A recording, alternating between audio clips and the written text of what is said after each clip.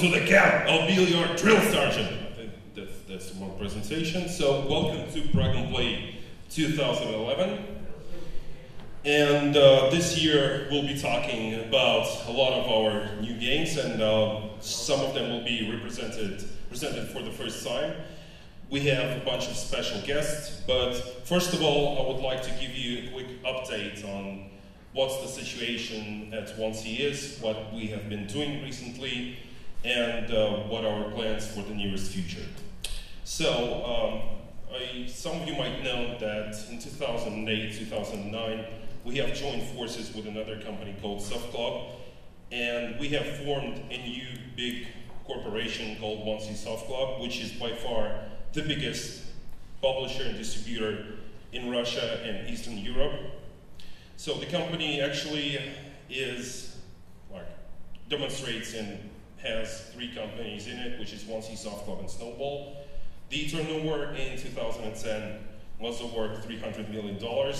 We do all the major activities as the publishers and as the distributor.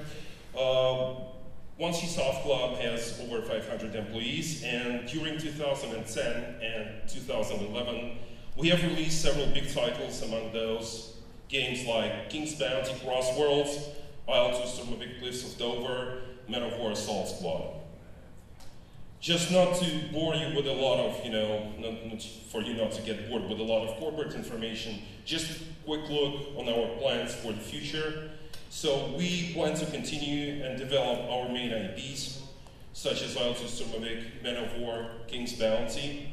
We have a big MMORPG in development, which is due to be released early in 2012. This is called Royal Quest. I will talk about it a little bit later. And we also have plans to bring some of our big IPs to mobile platforms. This does not mean that we are leaving PC. PC is still our beloved platform, and we're still making games for the PC. We have, just as I've mentioned before, we have a couple of special guests in the hall right now, so I would like you to welcome them. These are our partners, our developers. So I'm talking about Chris Kramer from DMC, responsible for Men of War Assault Squad. We've got Ingmar Spit from Tripwire Interactive, Tony Gillam, Rising Storm expansion to Red Orchestra 2, and Sergey Gerasov. This guy is responsible for all external development at 1C Company. So please welcome our guests.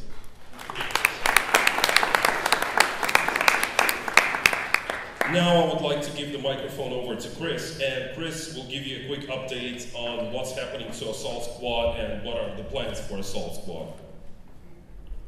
Thanks. Hello everybody, I'm Chris Kramer, I'm producer and company founder of Digital Mindsoft. We developed Men of War Assault Squad in the past, and as you know it's released already. We got some pretty good feedback from the press and the gamers.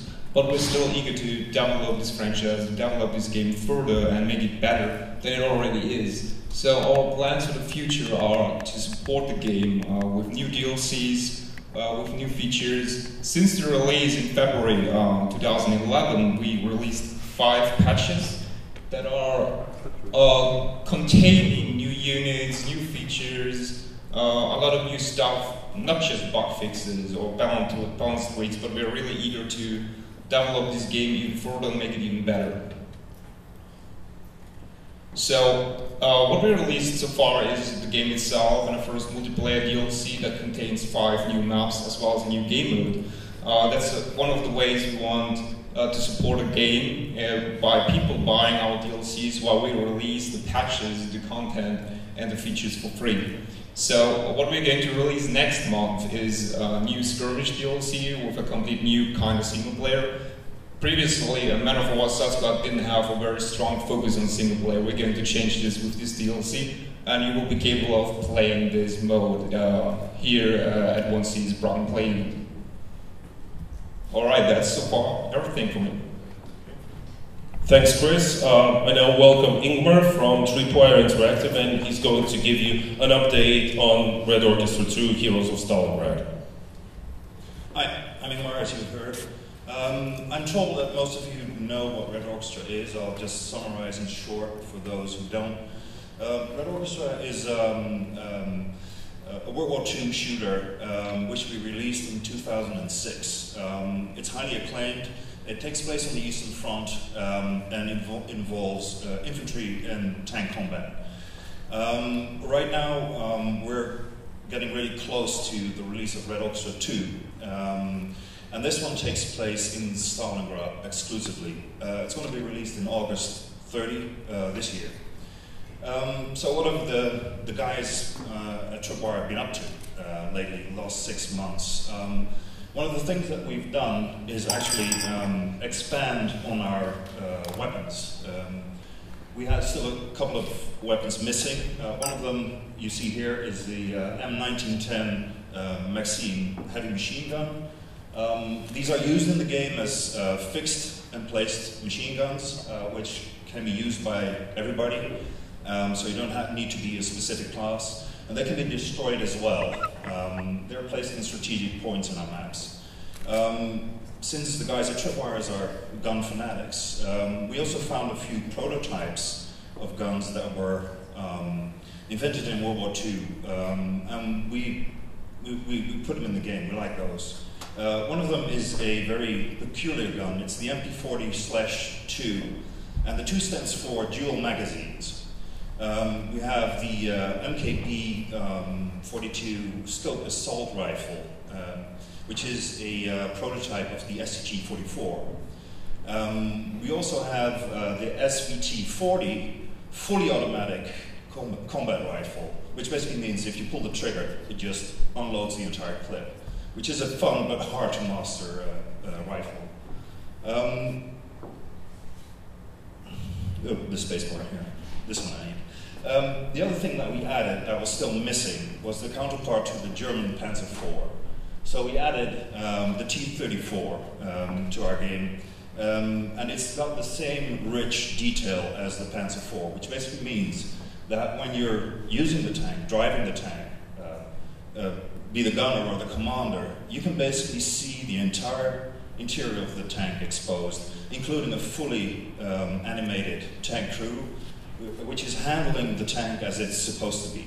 So the driver is doing the shifts. The loader and the gunner are actually operating the main gun. And that's, what's the back? Is it? Thanks. That concludes like the last few weapons that we needed to add to the game. Since Stalingrad, the Battle of Stalingrad, takes place in the winter of 42-43, we of course had to include winter gear for our soldiers. Basically, what you will see as the soldier progresses as well is that they just dress up with anything to protect them from the cold. You will see this particularly when the player progresses up to his hero status. When he gets that experience, you will actually see the whole war and battered feel shown in how the soldier looks.